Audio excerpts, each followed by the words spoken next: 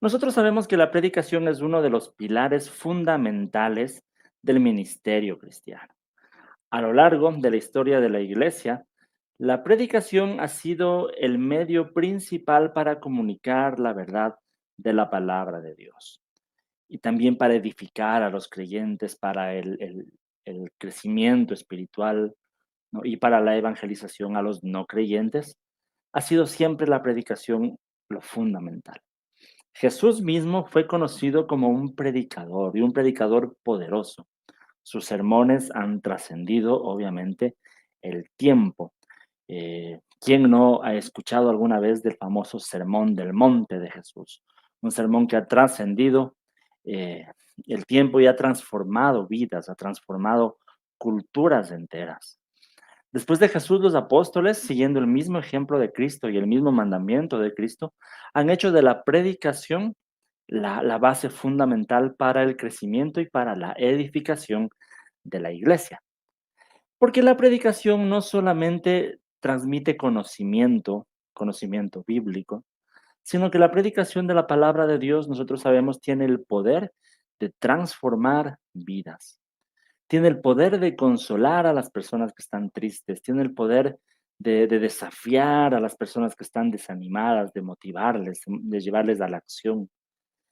Y en una época en que nosotros estamos viviendo de mucho relativismo, de falta de valores absolutos, donde los valores son relativos, la predicación de la palabra de Dios y el ser fiel a los valores de la palabra de Dios es demasiado importante en nuestro tiempo. Ahora, ¿por qué? ¿Por qué es tan importante, no?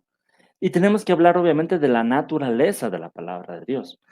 La Biblia, sabemos nosotros los cristianos, que no es solamente una colección de escritos antiguos, de sabiduría, sino que es la palabra inspirada por Dios y que tiene autoridad para nuestras vidas. Conocemos todos este versículo de 2 de Timoteo 3:16, ¿no? Y 17, donde el apóstol Pablo dice, toda la escritura es inspirada por Dios y es útil para enseñar, para reprender, para corregir, para instruir en justicia, a fin de que el siervo de Dios esté enteramente capacitado para toda buena obra, ¿no? En esta declaración, en este versículo, ya vemos la utilidad de la palabra de Dios. Nos dice Pablo que es útil para enseñar, ¿no? Sí, entonces sí proporciona conocimiento también, la verdad de Dios, lo que nosotros necesitamos conocer, pero también dice que es útil para reprender, es decir, la Biblia de Dios nos confronta, nos hace ver aquellas áreas de nuestra vida que no están tan bien, nos hace ver nuestros pecados y nos desafía, nos impulsa a cambiar. Y también dice que es útil para corregir, es decir, también nos guía en este proceso de cambio. No solamente nos muestra qué tenemos que cambiar, sino que también nos ayuda y nos guía cómo tenemos que cambiar. Y nos instruye en justicia, dice Pablo, es decir, nos enseña cómo debemos vivir una vida que agrade a Dios. Entonces, la inspiración de las escrituras significa que Dios usó a autores humanos, pero que fueron guiados por el Espíritu Santo para escribir su mensaje que es perfecto. Entonces, esto le confiere a la Biblia una autoridad absoluta sobre nuestras creencias y sobre nuestro estilo de vida. Solo pensando entonces en la autoridad de la Biblia, en la importancia de que sea inspirado por Dios, eso debe motivarnos a nosotros cuando vamos a compartir esto con alguien más. Nos debe llevar a pensar que no estamos compartiendo solamente un consejo de sabiduría, como decía, sino que estamos compartiendo la palabra misma de Dios, la palabra del Creador. Entonces, ¿qué motivación más grande tenemos para no desanimarnos y para motivarnos en esta tarea de predicar la, la palabra de Dios, ¿no? Entonces, eso es importante. Otro versículo que nos ayuda a entender por qué es tan importante esto está en Hebreos 4:12, que dice, ciertamente la palabra de Dios es viva y poderosa y más cortante que cualquier espada de dos filos.